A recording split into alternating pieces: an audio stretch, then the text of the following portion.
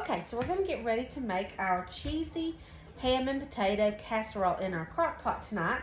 And I already have my 2.5 pounds of potatoes ready, and I'm going to peel those and get those cleaned up. And then I also have my cheese, which I have purchased this at Kroger's in the big block. This was the 2 pounds. So each one of these is a pound. So each one of these is a regular, or each 2 of these is a regular size 8-ounce package. So what I do is I just shred them all at the same time and keep them in a Ziploc bag and keep it in the refrigerator. Now, I know a lot of people say that if you grade your own, it doesn't last as long, but we go through cheese so much, I've never actually had that be a problem. But cheese freezes amazingly, so if you do not think you're going to use it all in a certain amount of time, pop it in the freezer and it'll be just fine. Now, this is my KitchenAid, and I have showed you guys this before. This little gadget is not electric or anything. It's all hand-powered, but it is the perfect thing to shred cheese. I absolutely love it for that. But you can also shred potatoes. So all I have to do is just take out the blade that is in here now that I use for cheese, and I'm going to be putting this one on. Now, I'm going to tell you I have never tried this, but since I'm going to be making scalloped potatoes and I'd like for the potatoes to be as evenly sliced as possible, I'm going to give it a try. So I'm going to get these washed and peeled, and then we're going to see how this works. Okay, let me show you how easy this is to use. So you're just going to take your blade, and once again, I have not used the potato blade yet, so we're going to try this together.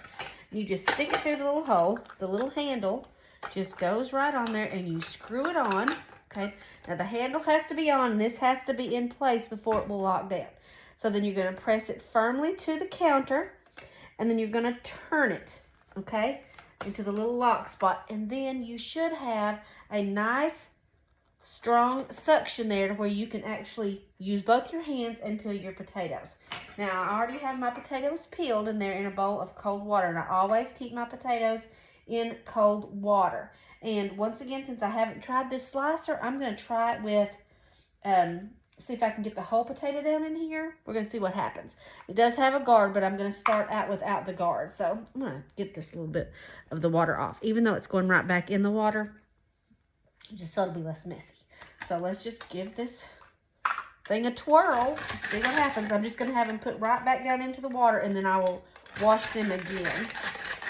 Okay, we are getting some really nice slices, but I am curious about when it starts going sideways like that. Let's just go with it, see what happens. Oh, these would make amazing potato chips, y'all. You got to give it a little bit of a push, it looks like, though. Okay, let's see. Oh, some of them are very thin, but fantastic potato chips. I think it'll be okay.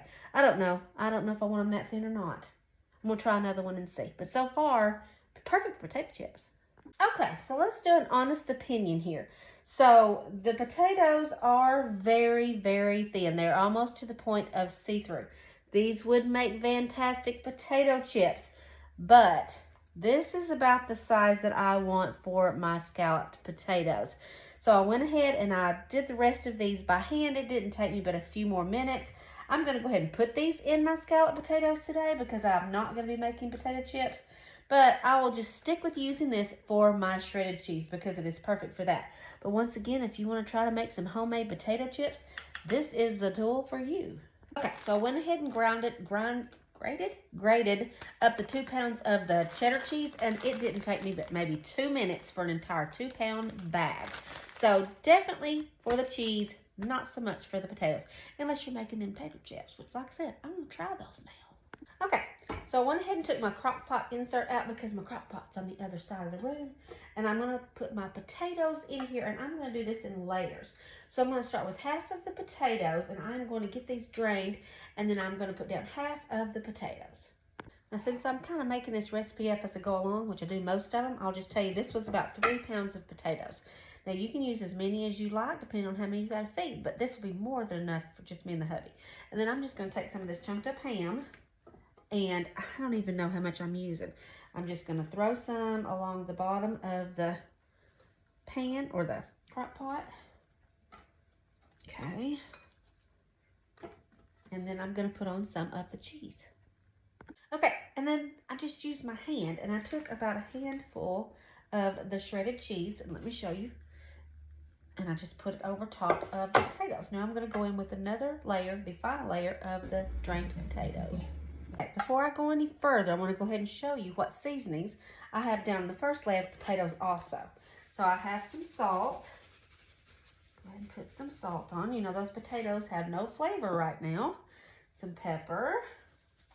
Love the pepper, but don't go crazy. I went a little crazy before. And I didn't chop up an onion, so I'm going to go ahead and put in some minced onions. I would have loved to put in some onions. I just didn't have the time to put in the onions. And also some onion powder. Let's just sprinkle that around. Okay.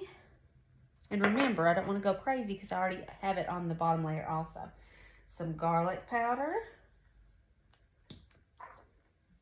This is some parsley just for some color.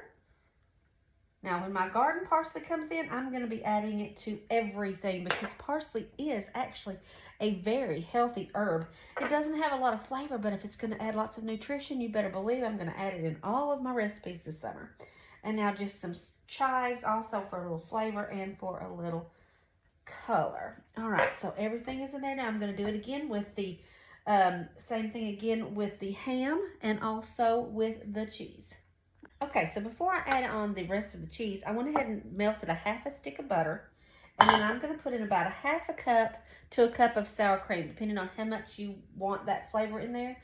It is going to give it a really creamy flavor, and I love sour cream with baked potatoes. But I'm just going to go with about, well, let's see what I get in here. Okay, so I ended up going with a cup of sour cream, a half a stick of butter, and I'm also going to add in a cup of milk. Okay, so we have that all whisked up, and I'm just going to go ahead and pour it over the potato, ham, and cheese mixture. Okay. Delicious. Going to be so creamy.